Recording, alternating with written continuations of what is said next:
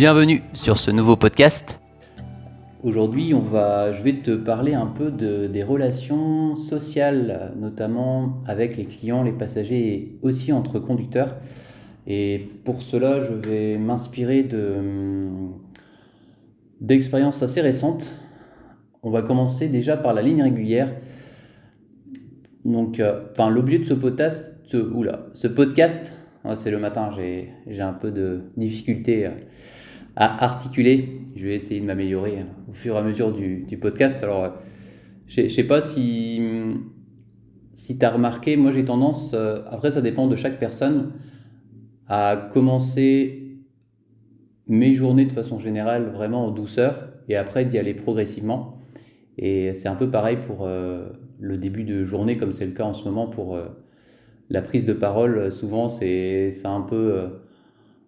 un peu, comment on va dire, difficile. Je ne sais pas si c'est le mot approprié au début. Puis après, ça va au fur et à mesure du temps. Après, c'est comme tout, je trouve. C'est que quand tu commences une chose, au début, c'est pas forcément facile. Et après, quand tu le fais progressivement, et c'est pour ça aussi que j'essaye de faire des podcasts en ce moment assez réguliers, ça permet aussi de tout simplement m'améliorer, que ce soit dans le langage verbal, la prise de parole et aussi dans l'intérêt des podcasts. Parce que, alors, je sais pas si toi tu fais ça, si toi tu fais des podcasts ou si, c'est juste pour t'expliquer comment je fonctionne. C'est que j'ai vraiment l'habitude de m'enregistrer et une fois que je me suis enregistré, j'ai pour habitude de m'écouter dans la foulée. Une fois que j'ai terminé le montage, je m'écoute pour savoir si c'est compréhensible, si le discours est cohérent et puis surtout s'il est intéressant. Après, il y a des podcasts, c'est clair, qui sont moins intéressants que d'autres. Et je trouve que quand j'ai commencé et quand tu compares avec aujourd'hui, il y a vraiment une sacrée différence en termes de compréhension. Alors au début aussi, ce que je faisais, ça je t'en ai pas parlé. Alors là, on n'est pas du tout dans le sujet de départ, mais ça, on va y arriver juste après, hein, t'inquiète pas. C'est que je me rends compte que au tout début, j'avais l'habitude d'écrire et de lire assez souvent mes notes. Et tu peux me dire ce que tu en penses dans les commentaires, si ça te dit en tout cas. C'est qu'on sent vraiment quand une personne lit par rapport à une personne qui parle normalement, comme je suis en train de faire en ce moment. Maintenant, ce que je fais par rapport à avant, c'est que j'ai un sujet comme ça en tête, je dis tiens, ça peut faire l'objet d'un podcast, ça peut être des sujets intéressants à partager. Tandis qu'avant, j'avais tendance à préparer, mais vraiment beaucoup trop d'ailleurs, les podcasts, parce que je créais un fichier Word, si tu veux, je mettais des thèmes, je faisais des paragraphes, et puis je me rendais compte que je lisais énormément, et puis même quand moi je me réécoutais, ça n'avait pas vraiment beaucoup d'impact, et puis on sentait que voilà, c'était juste une personne qui relisait des passages qu'il avait mis de côté parce que je pensais en tout cas que c'est sûr que c'était des sujets intéressants. Alors que maintenant, j'essaye justement de prendre la parole et de laisser mes idées vagabonder en quelque sorte pour que ce soit un peu plus pertinent et puis surtout que c'est un impact plus grand. Plus grand, je pense que c'est le bon mot. Alors donc dans ce podcast, pour revenir au sujet, je vais te parler plus des relations donc avec les passagers et avec les conducteurs. Alors je vais m'inspirer de deux expériences. Alors la première, c'est tout récent, hein, c'est arrivé dimanche dernier. On était le 20 novembre 2022. J'assurais la ligne 25. Donc c'était j'essaye de me remémorer. C'était le dernier service au départ de Roscoff. C'était à 16h50. Et il y a une personne qui monte à bord et puis je sais pas si ça t'arrive, des fois moi je me suis dit oh, cette personne-là ça va être compliqué parce que je voyais qu'elle mettait du temps à monter et puis que voilà, par rapport aux questions qu'elle me posait, je me suis dit oh, je pense que ça va être un trajet compliqué parce que elle va sûrement poser plein de questions et puis des fois ça arrive aussi, hein, je pense à tous. T'as pas forcément envie de parler quand t'es en train de conduire. Donc elle se met devant, et puis au fur et à mesure du temps, donc on a vraiment beaucoup discuté, j'irais même discuter pratiquement pendant tout le long du trajet, donc entre Roscoff jusqu'à Lesneven. Il faut savoir que le trajet, il dure quand même plus d'une heure, hein. J'ai dû mettre 1h10 à peu près pour faire le trajet là. Et alors comme je te disais, des fois, tu n'as pas forcément envie de parler aux passagers. Après, forcément, bah, je pense que tu as une technique aussi pour le faire savoir quand tu n'as pas envie de parler aux passagers. Il y a la méthode un peu brutale où tu peux dire, bah écoutez, regardez ce qui a marqué là, hein, interdiction de parler avec le conducteur. Souvent, il y a un petit mot quelque part autour du tableau de bord, enfin bien en évidence pour les clients. Ou des fois, bah, tu lui fais comprendre soit en répondant pas ou tu lui fais comprendre que par ton attitude que tu n'es pas forcément motivé à discuter avec cette personne. Et là, j'ai été assez surpris et vraiment agréablement surpris parce que vraiment au fur et à mesure du trajet, il y avait des discussions vraiment très riches, alors sur plusieurs sujets, hein. Alors je vais t'en parler rapidement parce que c'est des sujets intéressants mais sans entrer dans les détails. Et souvent, je me rends compte qu'on a des passagers comme ça qui ont vraiment, pour rebondir, si tu veux, sur ce métier-là de conducteur de car, on se limite trop à ce terme de conducteur et c'est clair qu'il y a un aspect qui, pour moi, est super important aussi, c'est le fait que c'est aussi une relation commerciale. Alors, je vais ouvrir une parenthèse, ça ne veut pas forcément dire qu'il faut être toujours à l'écoute du client et de lui parler s'il en a besoin, c'est pas ça du tout, parce que forcément que le conducteur aussi, par moment, il a besoin d'être au calme et pas forcément besoin de discuter, mais des fois quand tout simplement l'occasion se présente et puis qu'il y a une bonne entente avec les passagers, des fois c'est vrai qu'on se retrouve, et ça je l'ai vu à plusieurs reprises, avec des échanges très riches et le fait de faire connaissance aussi avec des personnes qu'on n'a jamais vues et peut-être même qu'on ne reverra jamais. C'est ça qui est assez fou, c'est que des fois, ça m'est arrivé aussi d'ailleurs ce dimanche, alors c'était avec une autre personne, mais ça arrive comme de temps en temps, c'est que des fois il y a des discussions quand même assez, alors j'irais peut-être pas dire jusqu'à intime, mais des discussions assez personnelles, notamment sur la vie des personnes, sur le fait qu'ils aillent dire même, enfin là j'avais une personne qui allait même jusqu'à me dire que qui me parlait comment dire ça, des relations qu'elle avait avec son gendre, voilà, des choses comme ça. Alors, des fois c'est quand même des échanges assez personnels et je trouve ça assez fou dans le sens où il y a des gens qui s'ouvrent vraiment dans la discussion à des personnes qui ne connaissent pas, qui n'ont jamais vu, parce que moi, ces personnes-là, je ne les connaissais pas, je les avais jamais vues avant. Et ce que je vois aussi, c'est ça qui est rigolo pour rebondir à cette remarque, c'est que des fois, parce que comme moi, il faut savoir que je roule pas énormément hein, sur la ligne régulière, je roule un petit peu plus souvent forcément en service scolaire, en dépannage, et en ligne régulière, ça arrive de temps en temps. Et ce qui est assez rigolo, c'est que souvent les gens, quand ils me voient, là c'était le cas justement ce jour-là sur la ligne 25, me disent ah bah tiens, vous êtes nouveau conducteur, c'est la première fois que je vous vois. Parce qu'il y a des personnes qui ont l'habitude de prendre le car et qui ne m'ont jamais vu avant et qui me disent ah ouais, vous êtes nouveau parce que c'est la première fois que je vous vois. Donc, c'est la petite anecdote assez rigolote. Alors, donc là, c'était juste une parenthèse. On va continuer juste par rapport justement aux relations avec les passagers. Et donc, pour rebondir par rapport à ce qui s'est passé dimanche avec cette personne qui est montée à Roscoff et avec qui on a vraiment sympathisé et puis sur lesquelles on avait des discussions très intéressantes jusqu'à la fin du trajet. On a parlé, parce que c'est des sujets aussi qui m'intéressent beaucoup, d'alimentation et aussi le fait que, j'en parle souvent aussi, le fait que des fois ça va un peu trop vite avec toutes les nouvelles technologies, que les personnes sont beaucoup derrière les écrans, ils prennent beaucoup de temps à se consacrer aux jeux vidéo. Bon après ça dépend des âges, souvent les adolescents c'est le cas, et puis même moi quand j'étais jeune, je jouais aussi beaucoup aux jeux vidéo.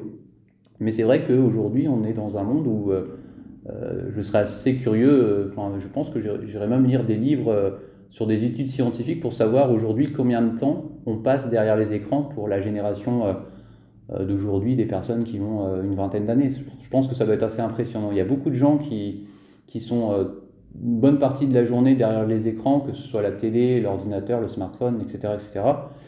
Et au final, on se rend compte qu'il suffit de discuter des fois avec des gens qu'on ne connaît pas, et puis je trouve en tout cas, c'est tout de suite, on apprécie beaucoup plus ces échanges plutôt que d'être derrière un écran. Voilà, c'était un exemple. Alors là, c'était donc sur la ligne 25, et c'était juste pour te dire que voilà, il y a des fois des relations qui se créent de sympathie avec des passagers, avec des personnes vraiment agréables, et puis on pourrait même se dire des fois, tu vois, ah bah cette personne-là, j'aimerais bien euh, faire connaissance, un peu plus connaissance, parce que elle est vraiment sympathique, et puis les échanges étaient vraiment intéressants, et c'est une personne avec qui ouais, ça pourrait être sympa de discuter autour d'un repas, par exemple. Alors voilà, enfin c'est ce que je me dis des fois, c'est qu'on voit dans les transports des personnes, enfin on fait connaissance avec des personnes vraiment très sympathiques, et puis les échanges sont très riches. Et le deuxième exemple, donc là on va basculer sur la deuxième partie de ce podcast, c'est aussi les échanges qu'on a entre conducteurs. Alors bon, forcément, moi je suis pas, comment dire, c'est un peu particulier parce que je suis pas conducteur à 100%, j'aime bien être sur le terrain, mais je suis quand même une bonne partie de mon temps forcément à travailler sur ma partie coordination, donc les conducteurs me considèrent comme une personne qui travaille au bureau, ce qui est assez logique. Ce que je veux te dire, c'est que il y a une expérience qui m'a frappé, et ça fait un moment parce que je suis en train de regarder, tiens, c'était en quelle année? Alors il me semble que c'était en 2012, si ma mémoire est bonne, c'était en 2012, je suis pratiquement sûr. Et on était parti en double équipage avec, donc moi j'étais parti avec une conductrice, alors qui s'appelle, je peux dire son prénom, hein, Catherine. Donc si Catherine t'écoute ce podcast, salut. Euh, Cette expérience, elle m'a fait beaucoup réfléchir sur ma façon de fonctionner. Alors à l'époque, j'étais à l'exploitation. J'organisais le planning des conducteurs, et j'organisais aussi, en étant en saison, la partie tourisme. Et la partie tourisme, c'est une partie qui est vraiment à part, je trouve, parce que c'est un travail vraiment différent de tout ce qui est régulier, que ce soit du bus. Enfin, à l'époque, on n'avait pas de transport bibus, hein, mais que ce soit du bus en régulier ou du service Bresgo, donc scolaire et ligne régulière. Et donc, pour t'expliquer un peu la situation, un peu, ouais, ça fait 2 fois que je dis un peu, il va falloir que je fasse attention aux répétitions. Alors, ce qui s'est passé, c'est que à cette époque-là, juste un peu avant,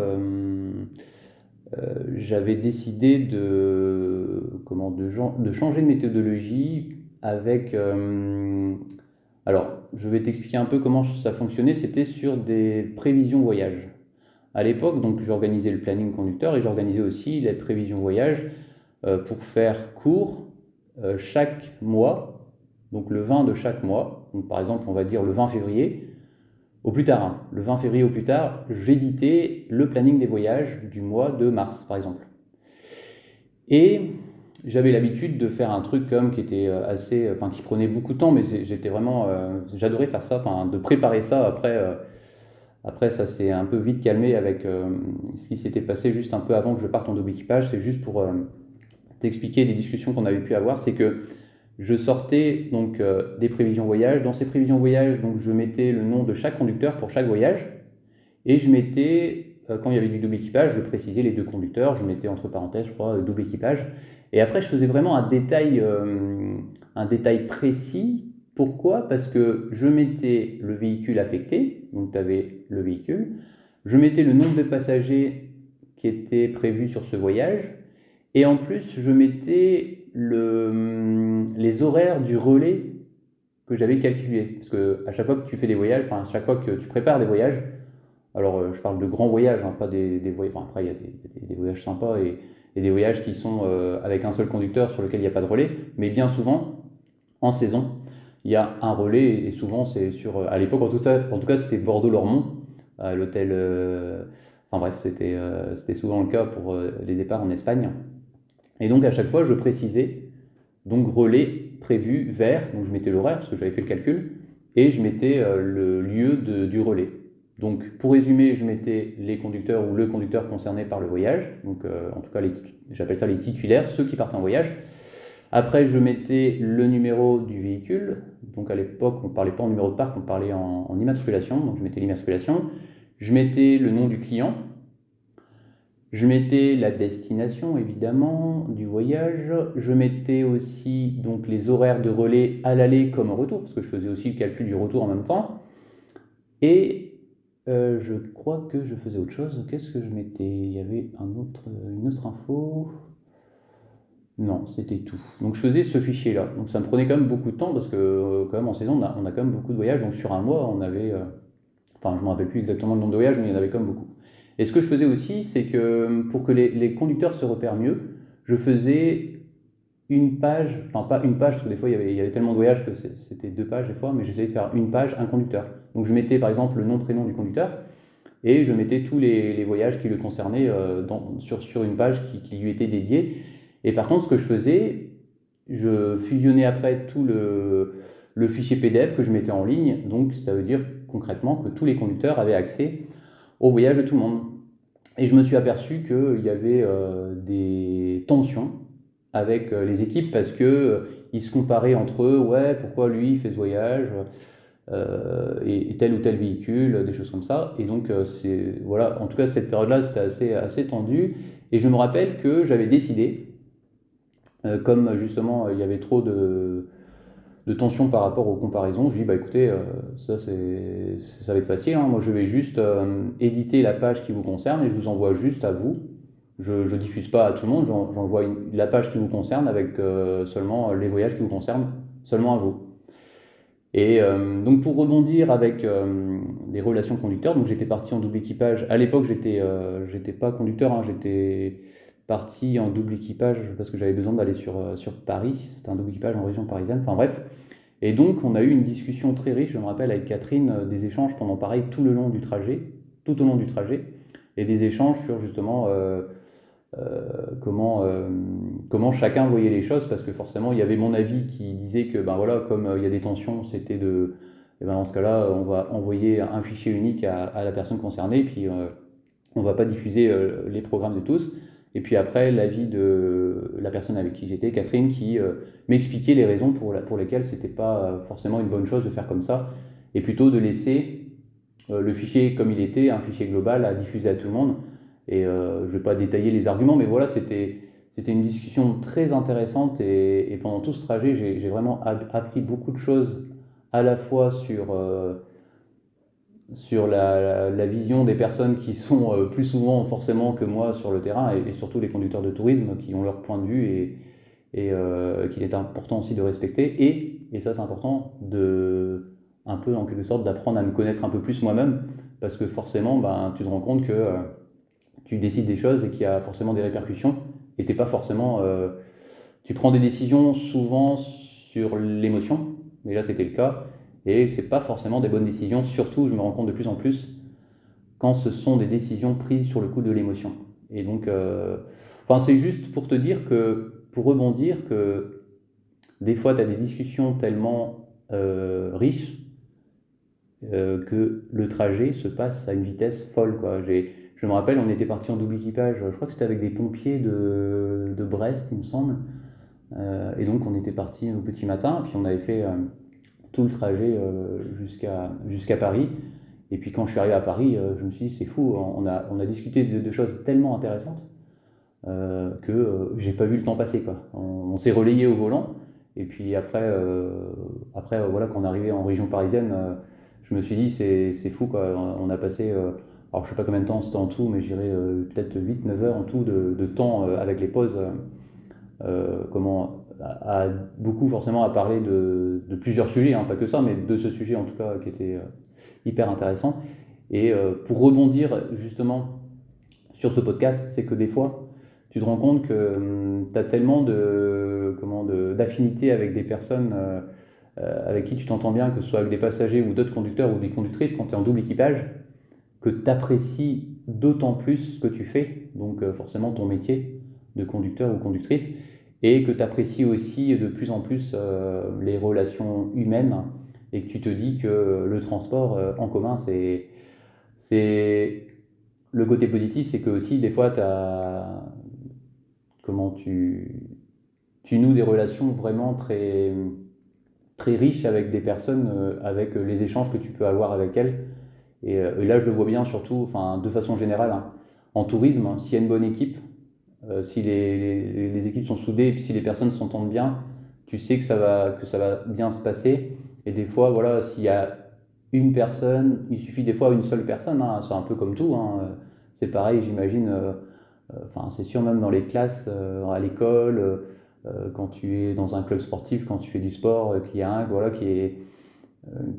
voilà, sur lequel ça passe pas bien, bah, des fois il suffit qu'il y ait une personne pour que finalement ça casse, bon, le terme est peut-être un peu fort, que ça casse un peu l'ambiance. Et puis voilà, en tout cas, je trouvais que c'était intéressant voilà, de te partager un peu mon expérience. Et pour résumer, c'était surtout de dire que des fois, dans le transport en commun, tu fais la rencontre de passagers ou alors là, c'est pas la rencontre, mais tu passes ton temps, par exemple, en double équipage ou avoir des discussions vraiment très riches et passionnantes. Et c'est là que tu te dis que c'est clair que on n'est pas, enfin, on n'est pas que conducteur, on est aussi comment on a un aspect commercial d'une part avec les passagers, puis on a aussi forcément j'irais des affinités avec des collègues qui fait que tu te dis, enfin, ça je vois bien en tout cas, notamment en voyage, quand tu pars en double équipage, tu te dis ouais cool, je pars avec telle personne, ah, c'est top parce qu'on s'entend bien et puis on a des discussions, on a des sujets de conversation ou des valeurs on va dire similaires, donc ça va être un voyage super. Donc les voyages, par exemple pour rebondir comme sur le tourisme, tu l'apprécies quand tu pars avec quelqu'un avec qui tu t'entends bien. Tu l'apprécies parce que tu t'entends bien avec les clients avec qui tu fais le séjour, avec des fois des responsables vraiment géniaux. Et puis en plus, des fois, tu te retrouves avec des groupes sympas, que ce soit les responsables ou même les élèves, parce que c'est comme souvent des séjours linguistiques qu'on fait, ou aussi ça peut être des adultes quand on fait des associations, par exemple, parce que des fois on fait des associations. Je pense qu'on va s'arrêter là pour ce podcast. C'était surtout un retour d'expérience. Et donc, comme je te disais, comme j'avais eu une expérience intéressante sur la ligne de dimanche dernier, et puis ça m'a remémoré un peu des expériences aussi avec du double équipage, je me suis dit que c'était l'occasion de faire un podcast sympa. Voilà, voilà. Donc, on s'arrête là, et puis on se dit à la prochaine. Je vais essayer de faire comme je disais, des podcasts assez réguliers. Dès que voilà, il y a une idée qui me vient à l'esprit, hop, je sors le micro et puis je m'enregistre. Voilà. Allez, je te laisse ici, puis je te souhaite comme d'habitude une bonne route, une bonne réussite surtout dans tes projets et un bon voyage pour ceux qui sont qui prennent les réseaux de transport. Allez, à plus tard. Ciao, ciao.